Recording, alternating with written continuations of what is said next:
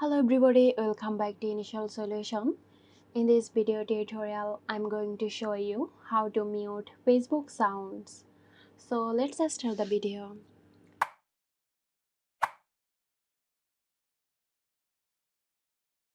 Start by opening the Facebook app or website and logging into your account. Click on the three horizontal lines to access the menu. Scroll down and tap on Settings and Privacy, then select Settings. Again, scroll down and under Preference, click on Media. To completely mute Facebook sound, toggle the switch to turn off next to Sounds in the app. And there you have it. I hope this video helped you out.